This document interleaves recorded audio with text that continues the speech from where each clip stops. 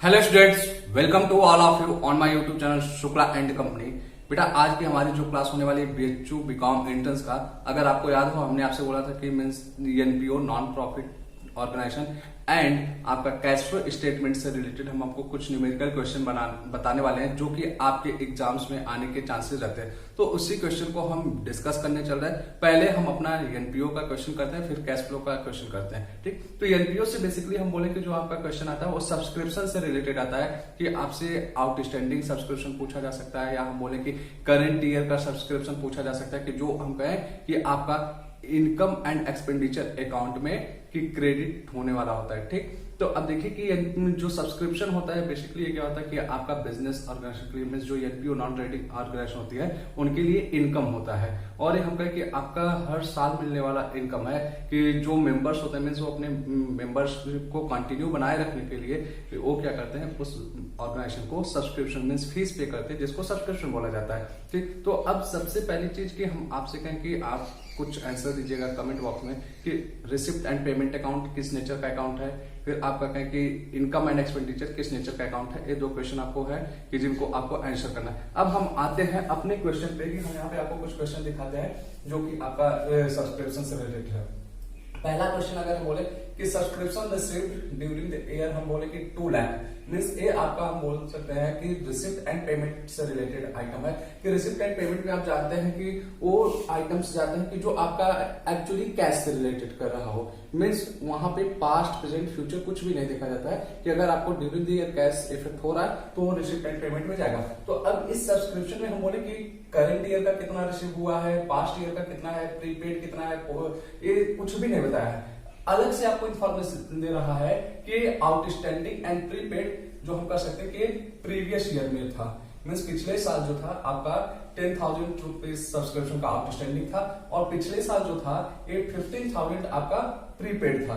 फिर current year में आपका सब्सक्रिप्शन जो है आउटस्टैंडिंग 20,000 है और प्रीपेड करंट ईयर में है जो वो कर सकते हैं कि आपका 10,000 प्रीपेड हुआ। अगर हम बात करें, अब यहाँ पे ध्यान दीजिएगा कि जो आपको करंट ईयर में रिसीव हुआ है मीन्स एक्चुअल कैश में रिलाइज जो हुआ है कि करंट ईयर ये आपका 2 लाख हुआ। अब इसमें हम बोले कि जो रियली हमारा इनकम एंड एक्सपेंडिचर में जाना चाहिए वो क्या अमाउंट जाना चाहिए, ये तो आपका कैश की बात कर रहा है। तो आपको पता होगा कि जो इनकम एंड एक्सपेंडिचर अकाउंट बनता है वो प्रॉफिट एंड लॉस अकाउंट के नेचर से बनता है, मींस एक्रूवल बेसिस पे बनता है। ये आपका कैश बेसिस अकाउंटिंग फॉलो नहीं करता है कि जो हम बोलते हैं इनकम एंड एक्सपेंडिचर के बारे में।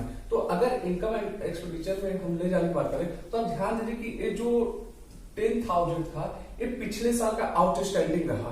तो पिछले साल जो आउटस्टैंडिंग रहा होगा वो करंट ईयर में आपको मिला होगा 100%। तो दैट्स मींस हम कहें कि इसमें अगर जो हमारा है 2,10,000 प्रीवियस ईयर से रिलेटेड है कि जो आपका पिछले साल का आउटस्टैंडिंग था वो भी इस साल मिला होगा। तो अगर पिछले साल का है तो हमें करंट ईयर के निकालने के लिए क्या करना होगा, उसको माइनस करना पड़ेगा। मीन्स हम कर सकते हैं लेस आउटस्टैंडिंग सब्सक्रिप्शन और प्रीवियस ईयर जो पिछले साल का आपका था, तो वो आपका कितना है 10,000।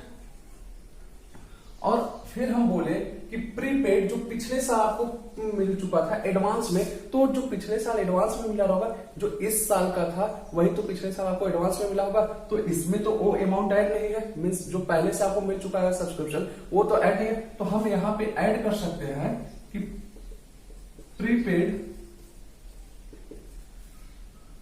प्रीवियस ईयर मीन्स जो प्रीपेड आपका था पिछले साल का। तो अगर इसको हम कहें कि 2 लाख में से आप माइनस करेंगे 10,000 तो यहाँ पे आएगा 1,90,000।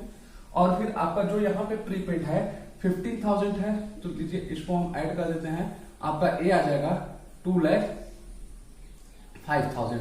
ठीक, अब आगे देखिए जो करंट ईयर से रिलेटेड बातें कर रहा है, आउटस्टैंडिंग जो है करंट ईयर में 20,000 का है। अब जो करंट ईयर में आउटस्टैंडिंग है तो यहाँ पे हम बोलते हैं कि आपका एक्रूवल बेसिस पे एक कॉन्सेप्ट चलता है इनकम एंड एक्सपेंडिचर में। तो करंट ईयर का आपको मिला है या हमका कि नहीं मिला, हमें वो शो करना पड़ेगा इनकम एक्सपेंडिचर में। तो यहाँ पे हम क्या करेंगे, ऐड कर देंगे आउटस्टैंडिंग करंट ईयर का। तो आप देख सकते हैं ए है आपका 20,000, तो इसको आप करेंगे तो ए आएगा 2,00,000 25,000 एंड आपका प्रीपेड बोल रहा है करंट ईयर में, मीन्स इसमें क्या हो रहा है कि जो रिसीव हुआ है करंट ईयर में 10,000 अगले साल का आया हुआ है, मीन्स प्रीपेड है, तो उसको आप क्या कर सकते हैं, लेस कर देंगे, लेस जो प्रीपेड आपको मिला है करंट ईयर में। तो ए अगर हम बोले कि यहाँ पे आपका कितना है 10,000 है, तो आपका यहाँ पे बैलेंस बचा 2,15,000। तो 2,15,000 जो है ये हम कह सकते हैं कि आपका करंट ईयर से रिलेटेड सब्सक्रिप्शन है, जो कि आपके इनकम एंड एक्सपेंडिचर अकाउंट में क्रेडिट होना चाहिए। तो इनकम, और ध्यान दीजिएगा आप यहाँ पे, ये आपका जो है कि इनकम एंड एक्सपेंडिचर में क्रेडिट होगा क्योंकि इनकम है। और दूसरी चीज हम आपको बोले कि जो ये आउटस्टैंडिंग एंड प्रीपेड की बात है, तो आप ध्यान दीजिए कि ये क्या है, आपके लिए इनकम है, सब्सक्रिप्शन इनकम है। तो अगर आपका सब्सक्रिप्शन इनकम है, ये प्रीपेड है, मीन्स आपको एडवांस में मिल रहा है, तो आपके ऊपर क्या क्रिएट करेगा, लायबिलिटीज बनेगा कि या आपका एसेट्स बनेगा। मीन्स अगर आपका इनकम एडवांस में आपको मिल जा रहा है, वो आपको क्या करता है, लायबिलिटी क्रिएट करता है। दैट्स मीन्स होता है कि प्रीपेड सब्सक्रिप्शन जो होता है, ध्यान दीजिएगा यहाँ से, ये आपका लायबिलिटी साइड में शो किया जाता है। एंड आउटस्टैंडिंग सब्सक्रिप्शन जो जो आपकी इनकम थी अभी बकाया है, नहीं मिली है, तो आपके लिए क्या होना चाहिए, एसेट्स होना चाहिए। तो ये आउटस्टैंडिंग सब्सक्रिप्शन जो होता है बैलेंस शीट के एसेट साइड में दिखाया जाता है। ठीक, ये आपका सब्सक्रिप्शन से रिलेटेड कॉन्सेप्ट हुआ कि पहला कि जहां पे आपको कि टोटल सब्सक्रिप्शन रिसीव्ड बता दिया एंड प्रीपेड एंड आउटस्टैंडिंग दोनों साल का बता रहा है, मींस प्रीवियस ईयर में क्या प्रीपेड हुआ, क्या आउटस्टैंडिंग, और करंट ईयर में। तो उसके बेसिस पे आप निकाल सकते हैं कि इनकम एंड एक्सपेंडिचर अकाउंट में आप कितना सब्सक्रिप्शन क्रेडिट साइड में दिखाएंगे, 2,15,000, या हम आपसे पूछे कि करंट ईयर के बैलेंस शीट में आप लायबिलिटी साइड में सब्सक्रिप्शन कितना दिखाएंगे, 10,000, एसेट साइड में कितना दिखाएंगे, 20,000। ये आपका होगा पहला क्वेश्चन। चलते हैं अगले क्वेश्चन पे, वो भी आपका इसी से रिलेटेड है, बस उस क्वेश्चन के देने का तरीका आपका थोड़ा सा अलग है। ठीक, अब क्वेश्चन नंबर सेकंड देखिएगा, यहाँ पे आपसे बता रहा है कि एक क्लब है, उसमें मान लीजिए 500 मेंबर्स हैं, जिनमें पर मेंबर सब्सक्रिप्शन जो है वो 200 रुपीज है। ठीक, ड्यूरिंग द ईयर सब्सक्रिप्शन जो रिसीव होता है कि एक 2012 एंड 13 के लिए आपको रिसीव होता है 3,000, 2013 एंड 14 इसको हम मानते हैं करंट ईयर, 90,000 रिसीव हुआ, फिर 2015 एंड 16 में सबका ये नेक्स्ट ईयर की बात करते हैं। तो ठीक, नेक्स्ट ईयर का जो रिसीव हो रहा है 5,000। अब आपसे पूछा है करंट ईयर का आउटस्टैंडिंग सब्सक्रिप्शन कितना होना चाहिए। अब आप ध्यान दीजिएगा, एक करंट ईयर में आपको सब्सक्रिप्शन मिल चुका है और ये आपका पिछले साल का हर साल का इंडिविजुअली बता रहा है। मीन्स अगर टोटल हम आपसे पूछे कि करंट ईयर में सब्सक्रिप्शन कितना रिसिप्ट एंड पेमेंट अकाउंट के डेबिट साइड में जाएगा, मीन्स रिसिप्ट में जाएगा, तो 90,000 प्लस 3,000, 93 प्लस 5,000, 98,000 टोटल सब्सक्रिप्शन आपका रिसिप्ट एंड पेमेंट अकाउंट के डेबिट साइड में, दैट्स मींस रिसिप्ट साइड में जाएगा। फिर हम आपसे यहां से ये पूछें कि करंट ईयर का आउटस्टैंडिंग सब्सक्रिप्शन कितना है, तो इसके लिए आपको ये पता होना चाहिए कि करंट ईयर में आपको सब्सक्रिप्शन मिलना कितना चाहिए, वो उसमें से आप माइनस कर दीजिए करंट ईयर में जो सब्सक्रिप्शन एक्चुअल में मिला है, तो डिफरेंस जो आएगा वो आपका क्या होगा, आउटस्टैंडिंग होगा। तो अगर हम बात करें कि हमें सब्सक्रिप्शन कितना मिलना चाहिए, अगर 500 हमारे पास मेंबर्स हैं और यहाँ पे जो मेंबरशिप की फीस है कि सब्सक्रिप्शन है पर मेंबर वो 200 रुपीज है, तो आप टोटल सब्सक्रिप्शन निकाल सकते हैं। टोटल सब्सक्रिप्शन की बात हम करें तो ये आपका कि 500 मल्टीप्लाइड बाई 200, तो 0 0 0 एंड 5 2 10, तो ये आपका आ गया 1 lakh rupees. Means total subscription जो होता है एनुअल सब्सक्रिप्शन हम बोले 1 लाख रुपीज होना चाहिए उस क्लब का। एक्चुअल में हम बोले करंट ईयर के लिए आपको सब्सक्रिप्शन कितना मिला है, 90,000। तो आप यहां से लिस्ट करिए एक्चुअल सब्सक्रिप्शन रिसीव्ड, तो आप 90,000 अगर यहां पे माइनस कर दिए तो आपको बचा कितना, 10,000। तो दैट्स मींस ये आपका क्या है, outstanding subscription of current year, यहाँ पे आपका आउटस्टैंडिंग सब्सक्रिप्शन निकल गया और इस आउटस्टैंडिंग सब्सक्रिप्शन को आप कहां पे दिखाने वाले हैं, बैलेंस शीट के एसेट साइड में दिखाएंगे। ये यहाँ पे सबसे ज्यादा लोग कंफ्यूज हो जाते हैं एग्जाम के टाइम में, क्योंकि आउटस्टैंडिंग एक्सपेंसेस जनरली जो होता है हम क्या करते हैं कि लायबिलिटी साइड में दिखाते हैं, लेकिन यहाँ जो सब्सक्रिप्शन होता है ये इनकम होता है। मीन्स आउटस्टैंडिंग से आप ये मत सोचिएगा कभी कि वो आपके लायबिलिटी साइड में जाएगा, आप ये देखिए कि वो आपके लिए है क्या, इनकम है या एक्सपेंस है। ठीक, तो ये आपका सब्सक्रिप्शन से रिलेटेड क्वेश्चन हुए। अब हम चलते हैं आपका नेक्स्ट क्वेश्चन जो आपका होने वाला है कैश फ्लो स्टेटमेंट से रिलेटेड। तो यहाँ पे क्वेश्चन सुनिएगा, कैश फ्लो स्टेटमेंट किस अकाउंटिंग स्टैंडर्ड में आपका दिया गया है। फिर हम आपसे बोले कि कैश फ्लो स्टेटमेंट में जो आपका के sources and application of funds होते हैं, मीन्स कौन कौन से एक्टिविटीज इन्वॉल्व होती हैं। ठीक, कि बेसिकली कैश फ्लो स्टेटमेंट में कितनी एक्टिविटीज होती हैं वो आपको बताना है। ठीक, अब चलते हैं हमारा जो कैश फ्लो स्टेटमेंट से रिलेटेड क्वेश्चन है। आप ध्यान दीजिएगा कि आपको बोला कि प्लांट एंड मशीनरी, ये हम कहेंगे आपका ओपनिंग बैलेंस दिया है कि 8 लाख रुपीज था एंड क्लोजिंग बैलेंस आपको दिया है कि यहाँ पे 10 लाख रुपीज है। फिर आपसे बोला ड्यूरिंग द ईयर प्लांट का जो डेप्रिसिएशन था ₹80,000 था। फिर आगे होता है cost of the ₹1 lakh plant, means 1 lakh रुपए का जो प्लांट आपका था उसको हम 1,20,000 में बेच देते हैं। अब आपसे पूछता है कि आपका जो नेट इफेक्ट आने वाला है वो क्या होगा। Means cash flow from operating activities होगा कि cash flow from investing activities होगा, cash flow from financing activities होगा। ये पहला क्वेश्चन आपका यहां से बन सकता है। फिर आपसे पूछ सकता है कि वो अमाउंट जो है पॉजिटिव होगा कि नेगेटिव में समझा कि वो आउटफ्लो होगा या इनफ्लो। आप ध्यान दीजिएगा कि अगर आपका कैश फ्लो स्टेटमेंट में जो भी क्वेश्चन सॉल्व कर रहे हैं, चाहे इन्वेस्टिंग एक्टिविटीज हो, चाहे फाइनेंसिंग हो या ऑपरेटिंग, अगर उसका आंसर आपका निगेटिव में आ रहा है, ठीक है, तो इसको निगेटिव सिंबल नहीं दिखा के हम नॉर्मली क्या करते हैं, ब्रैकेट में दिखाते हैं जो कि ये निगेटिव का सिंबल है। और दूसरी चीज की अगर ये निगेटिव में आया है, ये आपका डिनोट करता है आउटफ्लो। ठीक है, ये आपका आउटफ्लो करेगा। अगर आंसर आपका पॉजिटिव में आ रहा है तो वो क्या डिनोट करता है, इनफ्लो।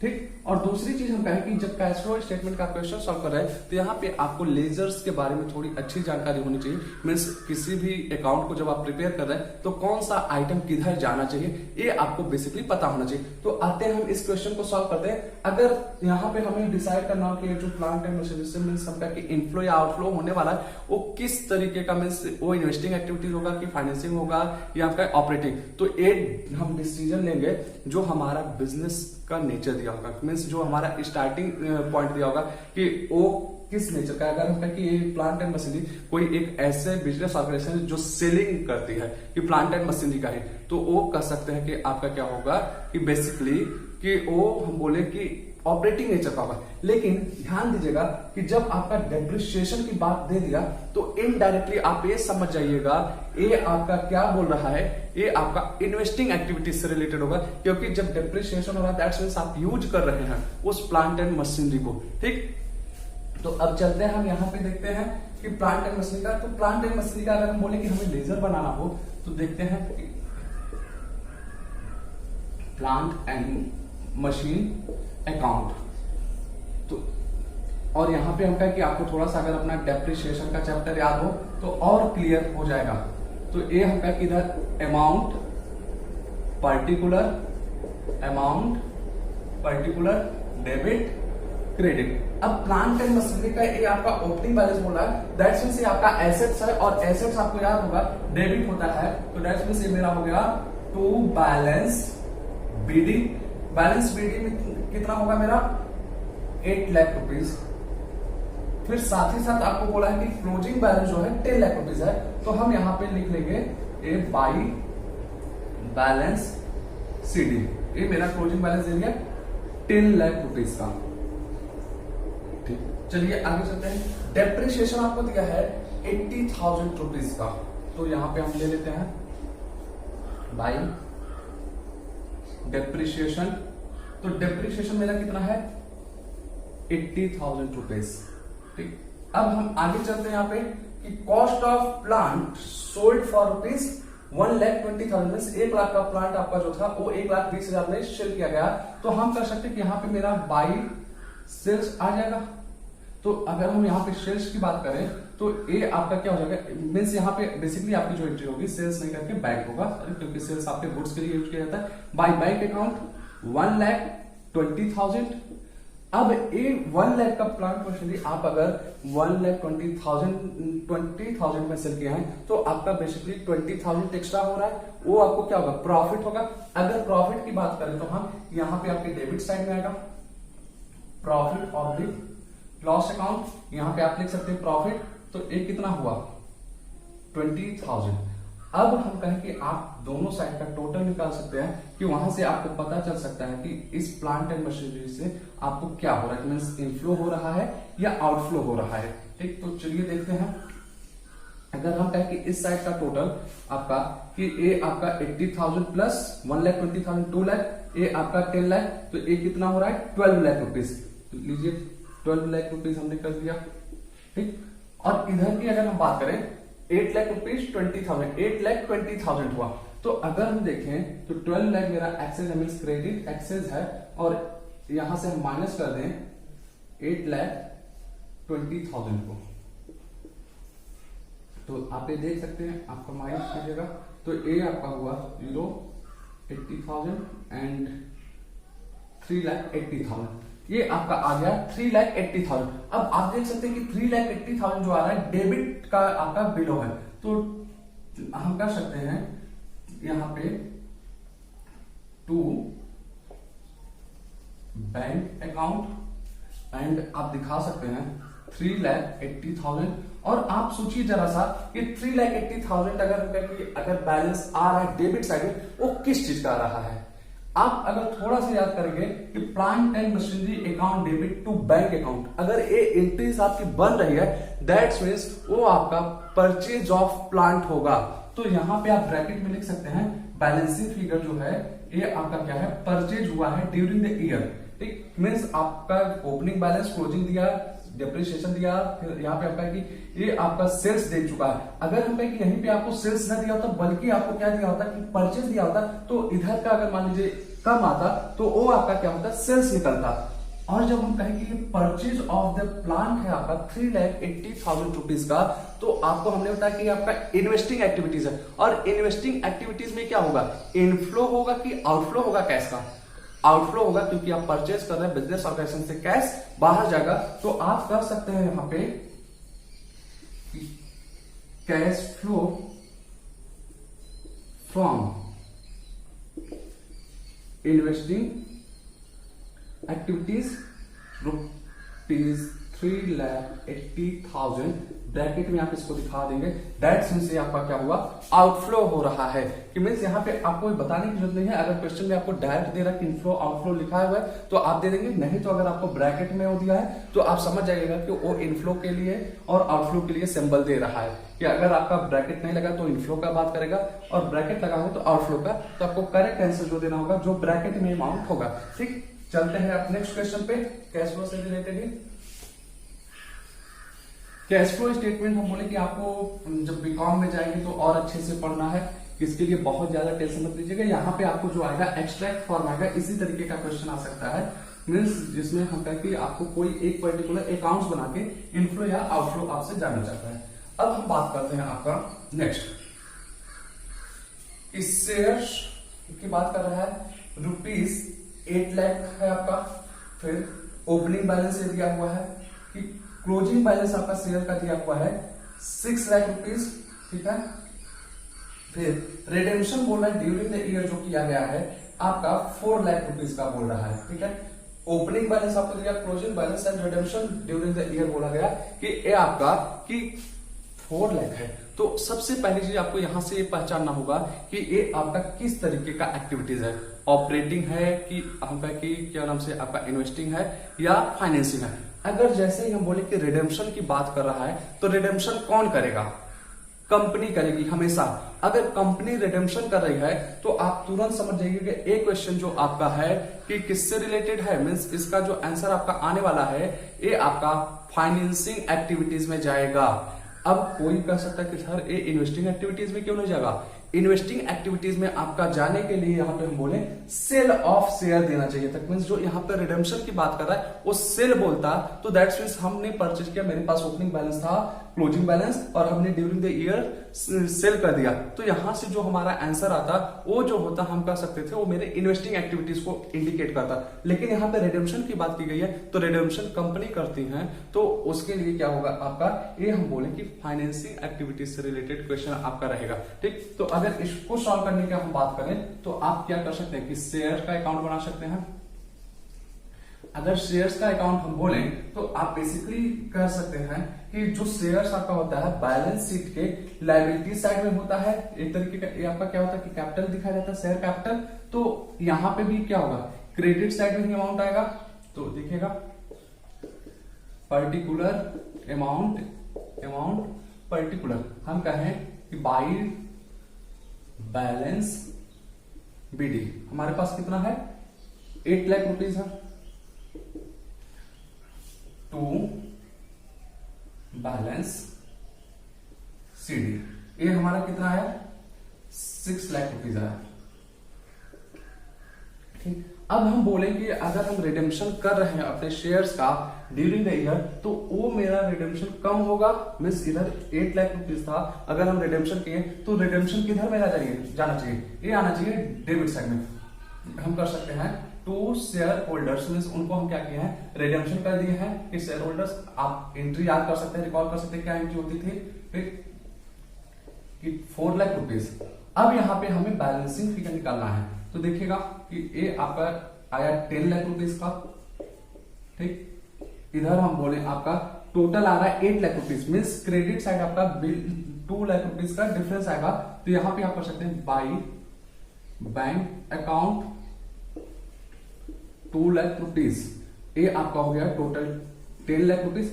अब आप सोचिए कि अगर क्रेडिट साइड में बाई बैंक में आपको पैसा मिल रहा है शेयर से, तो वो क्या हुआ होगा, आपका इशू ऑफ शेयर किया गया होगा, means inflow from financing activities हुआ होगा, ये पॉजिटिव का सिंबल आपका दिखाएगा। आप कर सकते हैं कि ब्रैकेट में issue of share, balancing figure से आपका क्या निकल जाएगा इशू ऑफ शेयर। अगर यही हम कहते हैं कि आपको इशू ऑफ शेयर दिया होता है, मीन्स ड्यूरिंग द ईयर कितना शेयर इशू किया गया, और ये आपका बैलेंसिंग फिगर इधर का था, तो आप कर सकते थे रिडेम्पशन ऑफ शेयर, तो ये जो आपका इनफ्लो हो रहा था यही क्या होता आउटफ्लो। तो इसका आंसर आप दे सकते हैं कैश फ्लो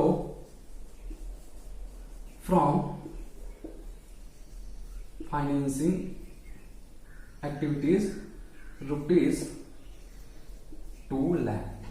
ये आपका आंसर होगा। जब ब्रैकेट आप नहीं लगा तो यहाँ पे इस आपका सिंबल हो गया कि दैट्स मींस इनफ्लो है। अगर हम बोले कि आपके क्वेश्चन में ऑप्शन में इनफ्लो दिया है तो आप इनफ्लो वाले को ही टिक करेंगे, मींस अगर उसके साथ ₹2 लाख इनफ्लो लिखा है तो आप इनफ्लो को टिक करेंगे। ठीक, आई होप अब आपको कि जो कि एनपीओ से related and cash flow statement से रिलेटेड क्वेश्चन समझ में आ गए होंगे। इसी तरीके के आपके क्वेश्चन एग्जाम्स में आते हैं। अगर अभी भी आपको कोई डाउट्स होगा तो आप उस डाउट्स को जरूर पूछ सकते हैं, कमेंट बॉक्स में पूछ सकते हैं या ग्रुप में पूछ सकते हैं, जहां पे आपको सुटेबल लगे।